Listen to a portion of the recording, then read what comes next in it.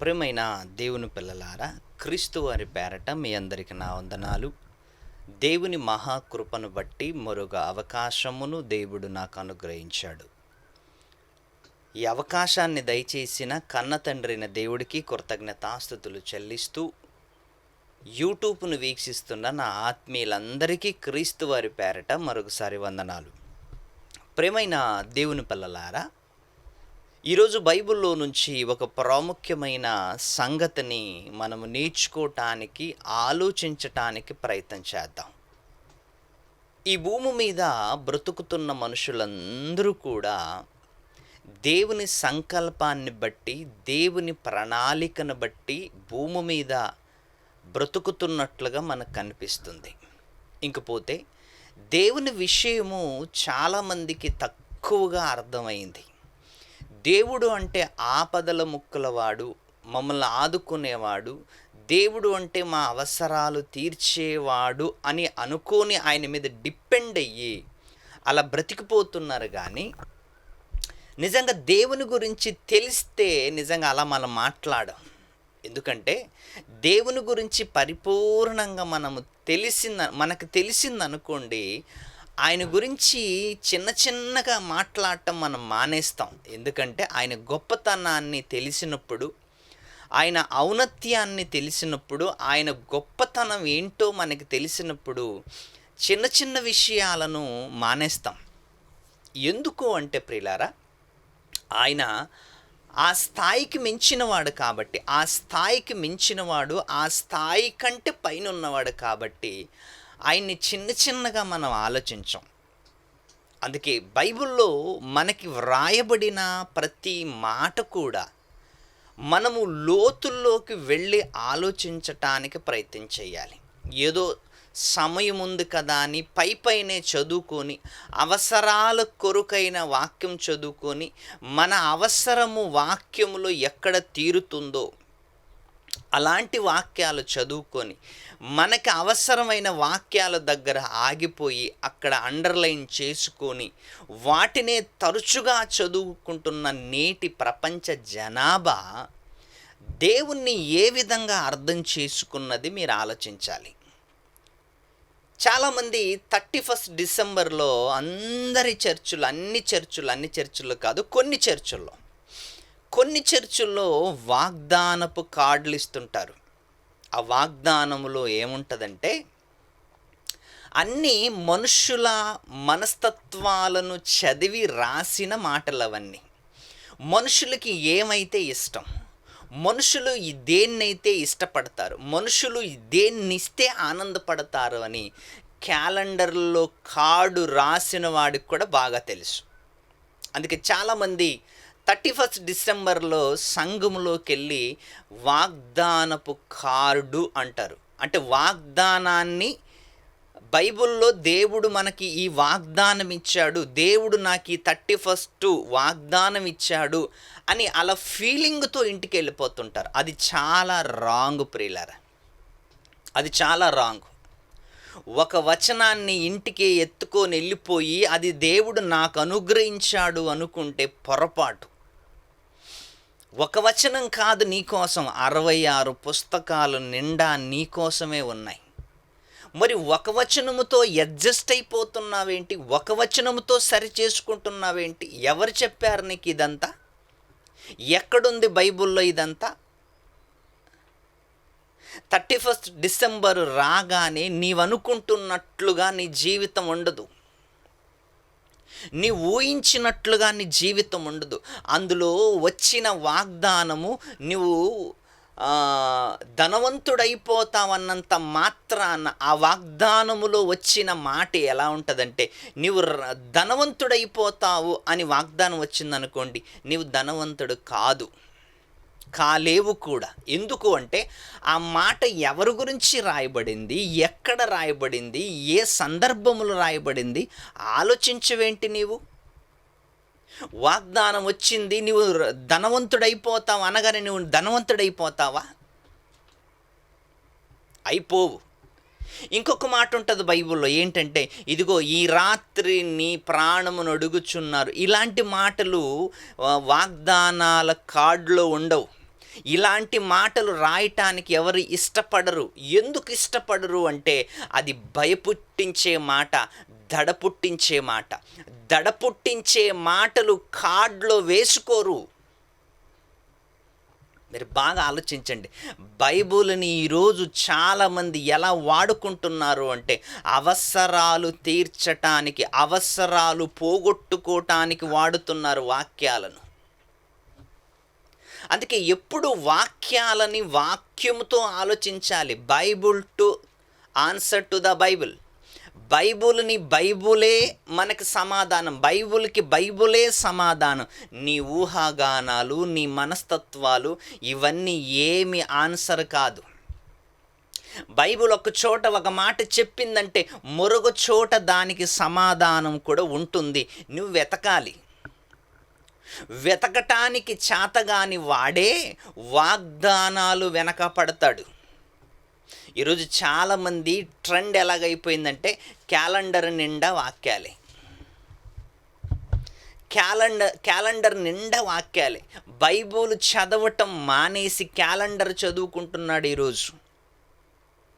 Bible చదవటం మానేసి వాగ్దానపు కార్డులు చదువుకుంటున్నాడు. నాకు పోయిన సంవత్సరం 31 డిసెంబర్కి ఇదిగో ఈ వాగ్దానం వచ్చింది. అందులో ఏమొచ్చింది? నీకిష్టమైనది వచ్చింది. అందులో ఎవరు రాశారు? మనుషులు రాశారు. బైబిల్లో 66 పుస్తకాలను దేవుడు వ్రాయిస్తే అందులో ఒక వాక్యాన్ని ఎత్తుకెళ్ళిపోయి ఆనందించే స్వభావం కాదా ఈరోజు క్రైస్తత్వం? అది అందులో ఒక వాక్యం ఎత్తుకొని వెళ్ళిపోయి ఆనందిస్తూ దేవుడు నాకు ఈ సంవత్సరం ఈ వాగ్దానం ఇచ్చాడు, మరి నీకు ఆ వాగ్దానం ఇస్తే ఇంకొకడికి ఇంకొక వాగ్దానం ఇస్తే మరి వాడు ఏడ్చుకుంటూ కూర్చోవాలా? ఈరోజు నీ కుటుంబం అంతా నాశనం చేస్తానంటున్నాడు బైబిల్లో దేవుడు అక్కడక్కడ. మరి నీకు అలాంటి వాగ్దానం ఎప్పుడైనా వచ్చిందా? రాదు. ఎందుకంటే అలాంటి వాగ్దానం రాయరు, రాస్తే ఎవరు తీసుకోరు. మనిషిపై దేవుడు చేస్తున్న కోపం ఏంటో తెలుసా? మనిషికి అర్థం కాదు ఇదంతా, మనిషి పట్టించుకోడు ఇదంతా, మనిషి దాని గురించి ఆలోచించడు ఇదంతా.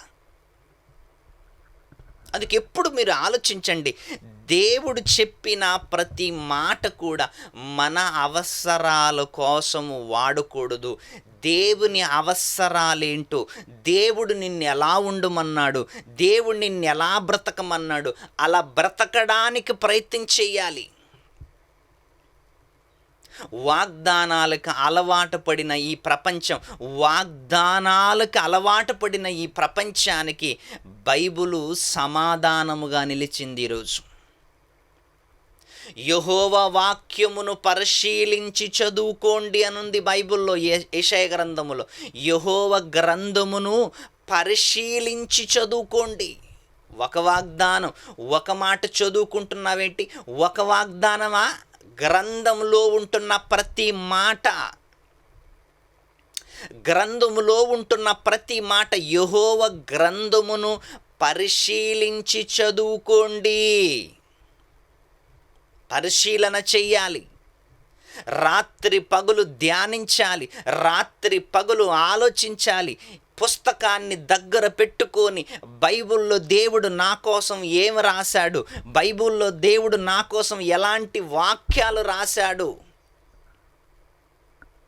ఇవన్నీ నువ్వు ఆలోచించకుండా, ఇవన్నీ నువ్వు పరిశీలన చేయకుండా 31 డిసెంబర్ రోజు నాకు వాగ్దానము కాడొచ్చిందని వాగ్దానాలు వెనకాల పడ్డారంటే నీకు వాక్యమే అర్థం కాదు. ఎవరు చెప్పారు నీకు వాగ్దానం ఇవ్వమని? ఎవరు చెప్పారు నీకు వాగ్దానం తీసుకోమని? సముద్రము కంటే విస్తారమైన బైబిల్లో నుంచి ఒక్క బూందు తీసుకొని, ఒక్క చినుకు తీసుకొని, ఒక డ్రాప్ వాటర్ తీసుకొని నాకు అంతా వచ్చేసింది అనుకుంటే పొరపాటు. సముద్రము కంటే విస్తారమైన వాక్యము, సముద్రము లాంటిది వాక్యము.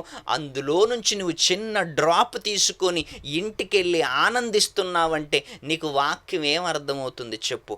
బైబిల్ ఏమనుందో తెలుసా? యెహోవా గ్రంథమును పరిశీలించి చదువుకోండి. పరిశీలించి చదువుకోండి. పరిశీలన ఉండాలి వాక్యం పైన, ఆలోచన ఉండాలి వాక్యం పైన.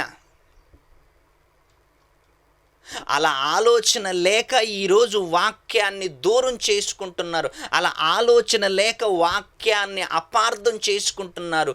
ఈరోజు వాక్యము తక్కువ.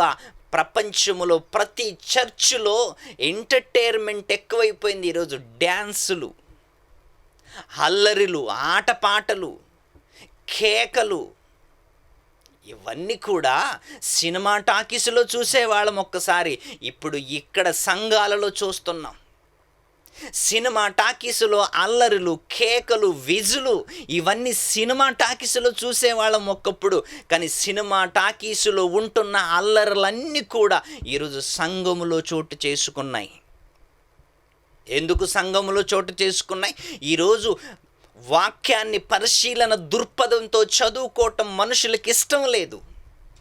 ఈరోజు వాక్యాన్ని పరిశీలన చేసి రాత్రి పగులు ధ్యానించటం మనిషికి ఇష్టం లేదు. కాబట్టి సంఘాలలో ఎంటర్టైన్మెంట్ ఉండాలి, సంఘాలలో ఉత్సాహం ఉండాలి, సంఘాలలో డ్యాన్సులు ఉండాలి, సంఘాలలో వాక్యము తక్కువ పాటలు ఎక్కువ ఉండాలి, సంఘములో వాయిద్యాలు ఉండాలి, అల్లరులు ఉండాలి.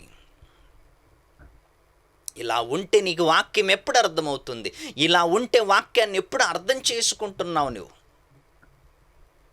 అందుకే ఈ 31 డిసెంబర్లో ఎవరైనా నాకు కార్డులో దేవుడు నన్ను దీవించాడు అని ఒకవేళ ఎవడైనా అన్నాడనుకోండి, వాడు వాగ్దానానికి అలవాటు పడ్డాడు, వాడు కార్డుకి అలవాటు పడ్డాడు, దేవుని వాక్యానికి అలవాటు పడలేదు. అందుకే ఏ సంఘములోనైనా 31 డిసెంబర్లో ఇదిగో వాగ్దానము అని ఇది నీకు దేవుడు వాగ్దానం ఇచ్చాడు అని ఎవరైనా అన్నారంటే వాడు పచ్చి అబద్ధికుడు. అంతగా దేవుని వాగ్దానం నువ్వు ప్రజలకు ఇవ్వాలనుకుంటే 66 పుస్తకాలు బైబుల్ తెచ్చి, ఒక్కొక్క బైబుల్ 1000 రూపాయలు, ఒక్కొక్క బైబుల్ 500, ఇలాంటి బైబుల్ తెచ్చి సంఘం అంతా పంచేయి. ఇదిగో దేవుని వాగ్దానం అని పంచేయి. బైబుల్ పంచు. బైబుల్ పంచటం చేతకాక 66 పుస్తకాలు బైబుల్ని పంచటం చేతకాక 66 పుస్తకాలలో ఏదో ఒక వచనాన్ని వెతుక్కొని కార్డు మీద ప్రింట్ చేసి, ఇదిగో దేవుడు నీ కొరకు ఈ సంవత్సరం ఇచ్చిన వాగ్దానం, తీసుకునేవాడు అలాగే ఉన్నాడు, ఇచ్చేవాడు కూడా అలాగే ఉన్నాడు. బైబిల్ ఇవ్వయ్యా, దేవుని వాగ్దానం బైబిల్ ఇవ్వు. బైబిల్లో ఒక వచనం కాదు, బైబిల్ అంతా ఇవ్వు. నువ్వు ఇవ్వాలనుకుంటే ఇదిగో దేవుని వాగ్దానము 66 పుస్తకాలని నువ్వు ఇవ్వాలనుకుంటే ఇవ్వు. ప్రతి సంవత్సరం ఇవ్వు. అందులో ఒక వచనం కాదు. మీ అమ్మ దాహం వేసింది, నీళ్లు గ్లాసులో తెస్తావా, ఒక డ్రాప్ ఇస్తావా? నిన్నెవరైనా నీళ్ళు అడిగారనుకో, ఒక డ్రాప్ ఇస్తావా, నీళ్ళు అవసరమైనన్ని ఇస్తావా? మనిషికి అవసరమైనన్ని దేవుడు వాక్యాలను మనకిచ్చాడు. మనిషికి అవసరమైనవన్నీ వాక్యాలను దేవుడు బైబిల్లో మనకు వ్రాయిస్తే, అందులో ఒక వాక్యాన్ని, ఒక వచనాన్ని తీసుకొని సంతృప్తి అయిపోయే సమాజంగా ఈరోజు తయారవ్వలేదు. వాగ్దానాలు తీసుకుంటున్న వారికి గట్టి బైబిల్ హెచ్చర చేస్తుంది. నువ్వు తీసుకోవలసింది వాగ్దాన కార్డు కాదు, నీ హృదయములోకి వాక్యాన్ని ఎక్కించుకోవాలి. నీ హృదయములోకి వాక్యాన్ని ఎక్కించుకోవాలి. నీ హృదయము నిండా వాక్యం ఉండాలి. యెహోవా గ్రంథమును పరిశీలించి చదువుకోవాలి. ఏమర్థమైంది వాక్యం? మొదటి శతాబ్దములో అపోస్తులైన పౌలు వాక్యాన్ని బోధిస్తుంటే ఆ రోజు అలాగ ఉన్నవో లేవో అని ప్రతి దినము పరిశోధన చేసేవాళ్ళంట. ప్రతిరోజు వాక్యాన్ని పరిశోధన చేసేవాళ్ళంట. చూడండి, అపోస్తుల కార్యములు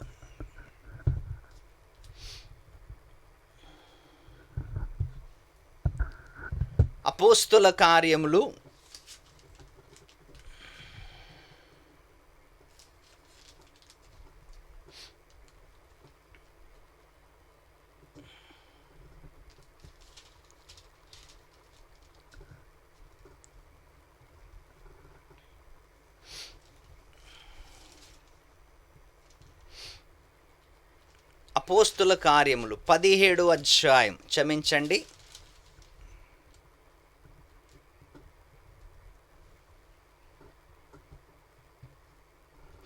అపోస్తుల కార్యములు 17వ అధ్యాయం 11వ వచనం చూడండి. ఆ రోజు అపోస్తుల కార్యంలో డాక్టర్ అయిన లూకా గారు రాస్తూ, పౌలు శీలలు వాక్యము చెప్పుతుంటే అలాగ ఉన్నవో లేవో అని పరిశోధన చేశారంట.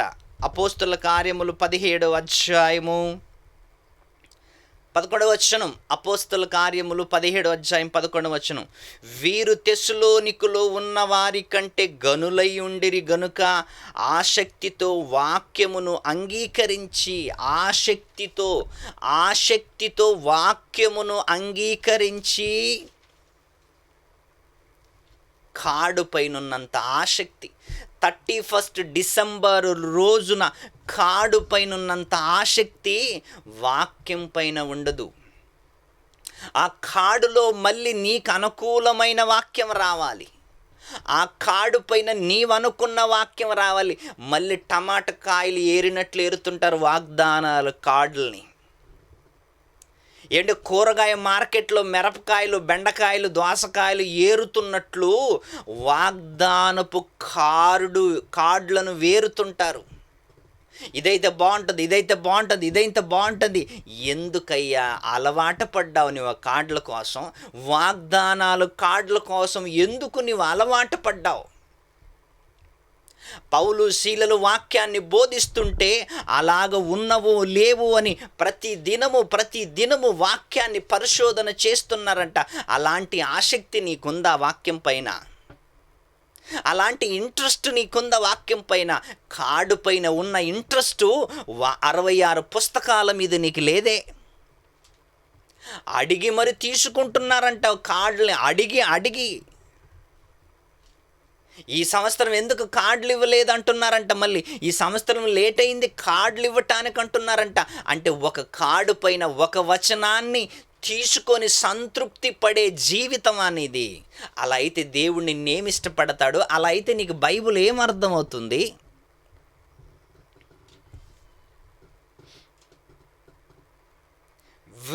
వీరు తెస్సలోనికలో ఉన్న వారి కంటే గనులై ఉండిరి గనుక ఆసక్తితో వాక్యమును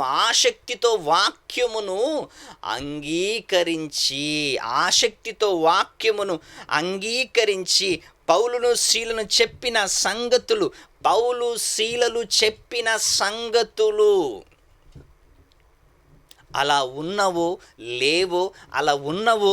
లేవో అని ప్రతి దినము లేఖనాలను పరిశోధన చేస్తున్నారంట. లేఖనాలను, కార్డులను కాదు, వాగ్దానపు కార్డులను కాదు, లేఖనాలను పరిశోధన చేస్తున్నారంట. లేఖనాలను పరిశోధన చేస్తున్న వాళ్ళకి అర్థమవుతుంది బైబుల్ అంటే ఏంటో. కార్డులకు అలవాటు పడిన వాళ్ళకి కాదండి. 31 డిసెంబర్ రోజున కార్డుల కోసం సంఘానికి వెళ్ళేవాడికి కాదు దేవుడు అర్థమయ్యేది. కార్డుల కోసం సంఘానికి వెళుతున్న వారికి కాదు బైబిల్ అర్థమయ్యేది. బైబిల్ ఎవరికి అర్థమవుతుందో తెలుసా? రాత్రి పగులు బైబిల్ని ధ్యానించే వాడికి మాత్రమే బైబిల్ అర్థమవుతుంది. 31 డిసెంబర్ రోజు కార్డుల కోసం సంఘానికి వెళ్ళిన వాడికి బైబిల్ ఏం అర్థమవుతుంది? ఆ కార్డులో వచ్చిన వాక్యం ప్రకారం నేను జీవిస్తున్నానంటే నీ పొరపాటు. నీకు అవసరమైనది వచ్చింది,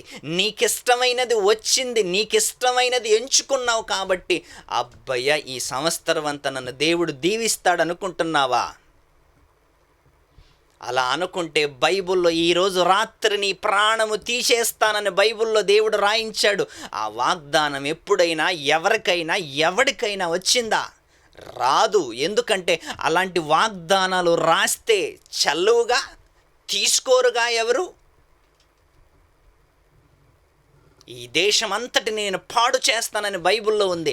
అది వాగ్దానం కార్డుల పైన రాయడు.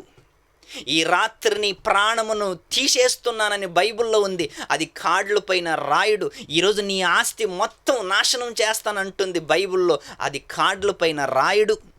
ఏది రాస్తాడు?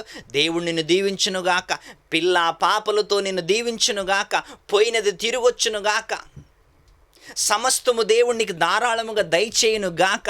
ఇలాంటి బంగారు వాక్యాలు కార్డుల పైన రాసుకొని తీసుకొని ఇంటికెళ్ళి సంతోషిస్తున్నావంటే నీకు వాక్యం ఏమర్థమైంది?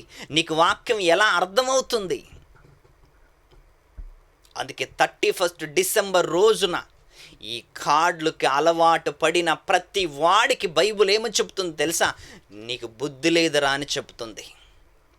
ఆ రోజు మొదటి శతాబ్దంలో వాక్యాన్ని దగ్గర పెట్టుకొని ఎలా పరిశోధన చేశారో తెలుసా? వాళ్ళు ఎలా పరిశోధన చేశారో తెలుసా? పౌలు శీలలు చెప్పిన సంగతులు అలా ఉన్నవో లేవో అని ఆసక్తితో వాక్యాన్ని పరిశోధన చేశారంట. ఆసక్తితో లేఖనాలని పట్టించుకున్నారంట వాళ్ళు. యెహోవా గ్రంథమును పరిశీలించి చదువుకోండి అనందు బైబిల్లో. ఆ ఆసక్తి ఎక్కడ పోయింది? ఆ ఇంట్రెస్ట్ ఎక్కడ పోయింది? ఆ మంచి మనసు ఎక్కడ పోయింది ఈరోజు క్రైస్తవులకి? ఒకసారి మీరు ఆలోచించండి ప్రియులారా. 31 డిసెంబర్ రోజు కార్డుల కోసం నువ్వు సంఘానికి వెళుతున్నావా? దేవుని వాగ్దానం అని దాన్ని తీసుకుంటున్నావా? అది వాగ్దానం కాదయ్యా, మనిషి ఆలోచనది. మనిషి ఊహను బట్టి, మనిషి ఇచ్చను బట్టి వాక్యం రాయబడలేదు. మరి ఈరోజు కార్డులపైకి వెళుతున్న వాక్యాలన్నీ మనిషి ఇష్టాలను బట్టి వెళుతున్నాయి. మనిషి మైండ్ను పరిశోధన, మనిషి మైండ్ చదువుకున్నారు ఈరోజు. మనుషులకి ఏమి ఇష్టం, ఎలాంటి వాక్యాలైతే ఇష్టం, ఎలాంటి వాక్యాలైతే మనుషులు ఇష్టపడతారని అవన్నీ ఏరి ఏరి ఏరి ఏరి వాగ్దానాలు కార్డులు తయారయ్యాయి. ఆ వాగ్దానాలకు అలవాటు పడిన వాళ్ళు కూడా అలాంటి వాళ్ళే, తయారు చేసిన వాళ్ళు కూడా అలాంటి వాళ్ళే. నువ్వు వాగ్దాన కార్డులు పంచాలనుకుంటే కార్డులు కాదయ్యా, నువ్వు ఏకంగా బైబులే పంచు. బైబులే పంచు. చదువుకుంటారు, రాత్రి పగులు చదువుకుంటారు, అందులో ఎవరైనా మారుతారు. కార్డులు చదివి మారిన వాళ్ళ ప్రపంచంలో ఎవరినొక్కరిని చూపించండి. వాగ్దానాలు కార్డు తీసుకొని వెళ్ళి నేను మారానండి అనుకునే ఏ ఒక్కరినైనా చూపించండి. ప్రపంచంలో వాగ్దాన కార్డులు తీసుకొని నమ్మిన వాళ్ళు, బైబుల్ చదివిన వాళ్ళు మారిపోయారు, కానీ వాగ్దానపు కార్డులు తీసుకొని మారిపోయిన వాళ్ళు ఎవ్వరు లేరు. అందుకే కార్డులు పంచటం మానేసి ప్రతి 31 డిసెంబర్కి బైబుల్ పంచటం ప్రారంభించండి. చదువుకుంటాడు, చదివించండి, నేర్పించండి. దేవుని మాటలు అశ్రద్ధగా, దేవుని మాటలు చులకనగా ఎవరైనా ఆలోచిస్తే, ఎవరైనా చులకనగా ఆ మాటలు తీసుకుంటే దేవుడు వదిలిపెట్టడు, దేవుడు విడిచిపెట్టడు ప్రియులారా. అందుకే ఎప్పుడు మీరు ఆలోచించండి. వాగ్దాన కార్డుల కోసం సంఘానికి వెళుతున్నావు అంటే సంవత్సరం అంతా దేవుడు నన్ను కాపాడుతున్నాడని నువ్వు అనుకుంటున్నావంటే కార్డు తీసుకొని నీ వెర్రితనం అది. బైబిల్ చదువు, రాత్రి పగలు బైబిల్ ధ్యానించు, రాత్రి పగలు బైబిల్ నేర్చుకో. అప్పుడే నీకు వాగ్దానం, దేవుడు అనుకున్న వాగ్దానం, దేవుడు నీకిచ్చిన వాగ్దానం ఏంటో నీకు బైబిల్లో 66 పుస్తకాల్లో క్లారిటీగా నీకు దేవుడు రాయించాడు. అందుకే బైబిల్ చదువు, వాగ్దానాలు కార్డులు చదువుకు. ఎందుకంటే అవి మనుషులు రాసినవి, అవి మనుషుల ఇష్టాన్ని బట్టి రాసినవి. అందుకే దేవుడు వాక్యాన్ని నీ చేతులు ఇచ్చాడు, దేవుడు వాక్యాన్ని నీ చేతులు పెట్టాడు. చదువు, రాత్రి పగలు చదువు, అర్థం చేసుకో. అర్థం చేసుకొని అనేకులకి సాక్షిగా నిలబడతావని కోరుకుంటూ